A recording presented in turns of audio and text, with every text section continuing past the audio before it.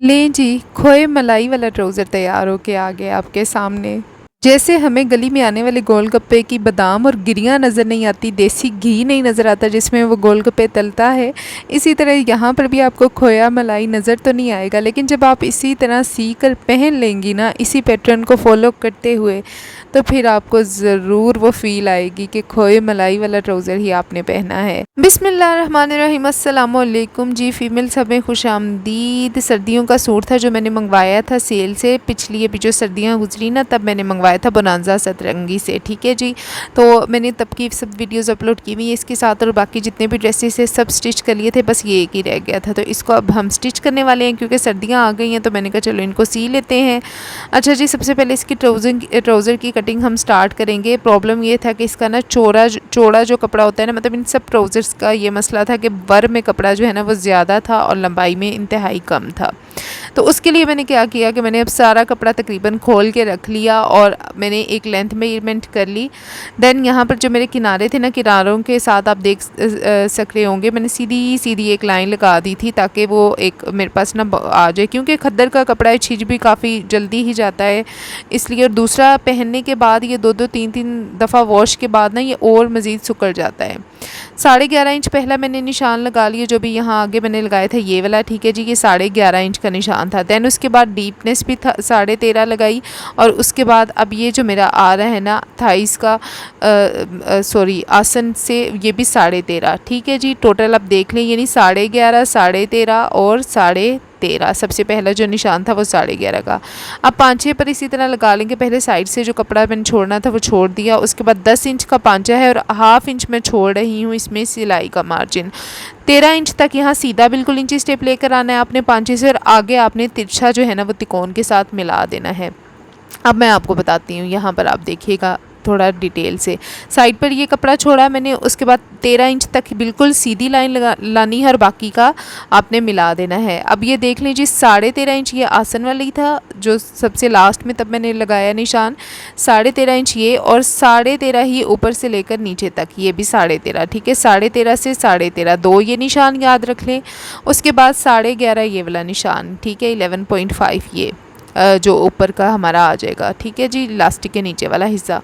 ये निशान है, इस तरह से बना के तिकोन कर लें। वीडियो स्लो कर लीजिएगा क्योंकि मैं लंबी वीडियो कोशिश करती हूँ कि मैं बहुत शॉर्ट वीडियो लगाऊँ ताकि जिनको जल्दी समझ आ जाए तो आ जाए, जिन्हें नहीं तो वो वीडियो स्लो कर लिया करें ऊपर से, ठीक है जी। उसके बाद आपने क्या करना है, नेक्स्ट जो है ना इसी को सीधी उल्टी की साइड से आपने देख लेनी है, और इसको जहाँ से हमने पांचा कट किया था उस तरफ आसन रखना है, और जहाँ से आसन था उस तरफ पांचा रखते हुए हम अगली वाली कटिंग कर लेंगे। अब ये हमारी फ्रंट थी, फ्रंट की कटिंग की है। लेंथ मैंने बताना भूल गई, मैंने इसमें 42 लेंथ अनस्टिच की फ्रंट की रखी थी, ठीक है जी। अब आपने जब ये हमारा बैक की हम कटिंग कर रहे हैं, 2 पीस इसी तरह फ्रंट के उतार लिए। अब बैक के पीस उतारेंगे तो बैक में ऊपर से 3.5 2 इंच ऊपर से छोड़ना है एक्स्ट्रा, और उसके बाद ये 3 का निशान। अब यहाँ पर मैं आ रही हूँ तकरीबन 2.5 से थोड़ा सा कम, 2.5 इंच तकरीबन निशान लगाते जाना है। और ये लें जी आपकी, अब ऊपर से जो तिरछी कटिंग होनी है वो भी कर लेनी है, यानी कि मैंने इसमें क्या किया है, 4 पीस अलग अलग कट किए हैं, और यहाँ पर इसी तरह बड़ा वाला पीस भी कट कर लेना है। उम्मीद है कि समझ आ रही होगी, नहीं तो आप काइंडली वीडियो को थोड़ा सा स्लो कर लेंगे ना तो आपको सब समझ आ जाएगी। देन उसके बाद जी हमने आसनों की सिलाइयाँ मिला ली। दोनों आसन की सिलाइयाँ मिलाने के बाद जो है ना आपने साइड्स की सिलाई मिला ली, ठीक है जी। दो कुछ भी कर सकते हैं, पहले दूसरी साइड्स की मिला लें फिर आसन की मिला लें। मैं पहले आसन की मिला लेती हूँ, कंफर्टेबल फील करती हूँ। उसके बाद साइड्स की सिलाइयाँ मिला ली। वो मिलाने के बाद मैंने क्या किया, क्योंकि ये कपड़ा ना छिजने का काफ़ी डर होता है, तो मैंने इसकी जो सेंटर जो आसन वाली सिलाइयाँ हैं ना, वो जो लास्ट मैंने ड्रेस स्टिच किया वहाँ पर भी मैंने ऐसे ही किया, यहाँ पर भी उस पर इस तरह से सीधी साइड को रखते हुए ना डबल सिलाई लगा लेती हूँ। जो हम ट्राउज़र की साइड्स पर अक्सर वो देखते हैं ना सिलाई लगी हुई, उसी तरह मैंने यहाँ पर भी लगा ली। अब इसके चांसेस काफ़ी कम हो जाएंगे। ओवरलुक तो करवानी ही करवानी है, लेकिन काफ़ी कम चांसेस हो जाएंगे उधेड़ने के या छींच जाने के, ठीक है। इसी तरह साइड्स पर भी सिलाई लगा ली थी मैंने। बैक की यहाँ पर जो मैंने 3.5 रखा है ना ऊपर से, ये उनके लिए है, ये मेजरमेंट्स मीडियम साइज़ ही, लेकिन जिनके बैग थोड़ा सा ना हैवी होता है उनके लिए। जिनका पतला है, अब देखें यहाँ पर ये काफ़ी ज़्यादा कपड़ा आ रहा है क्योंकि हमने 3.5 रखा था, सॉरी 3 रखा था, 3.5 बोल रही हूँ। लेकिन जो पतले ही हों तो वो 2 इंच रख लें ऊपर से और नीचे से तकरीबन 1.5 इंच रख लें तो काफ़ी है। अब यहाँ इलास्टिक हम फ़ोल्ड करेंगे। इलास्टिक फ़ोल्ड करने का सबसे आसान तरीका यही है कि आपने फ्रंट और बैक का पहले फ़ोल्ड कर लेना है, यहाँ पिन अप कर लें और उसके बाद फ्रंट से सिलाई स्टार्ट करते हुए आपने बैक तक जाना है।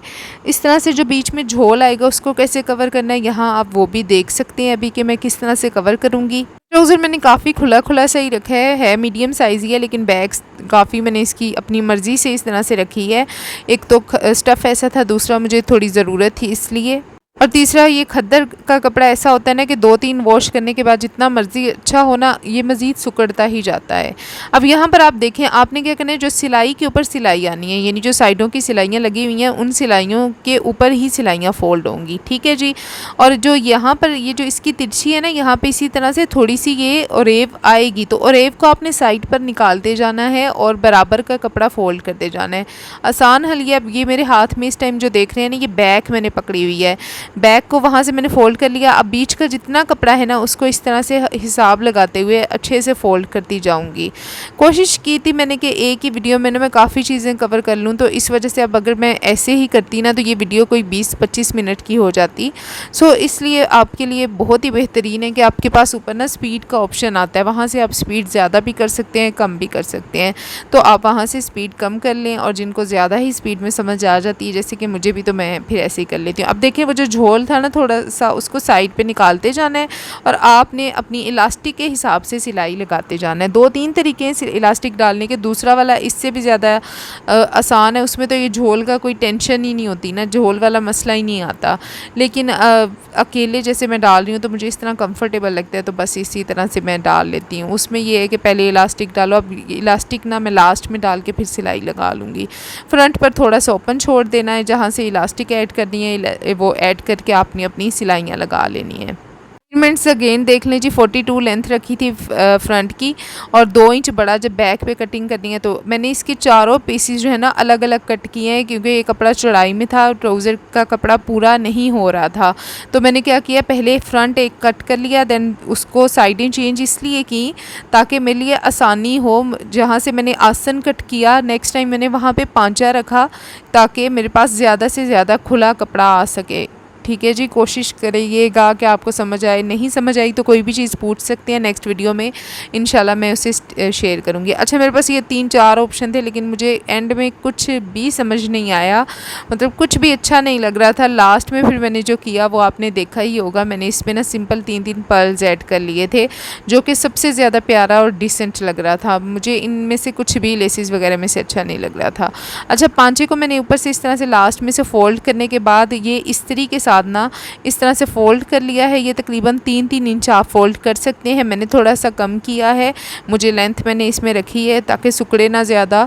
तो आप इस तरह से फ़ोल्ड कर लें। फ़ोल्ड करने के बाद आपने क्या करना है, पांचा इस तरह दोनों पांचे आपस में मिलाने हैं, और मिलाकर जो आप नीटनेस आपने देखी थी ना कैसे पांचा अटैच करना है वो आपको दिखा रही हूँ।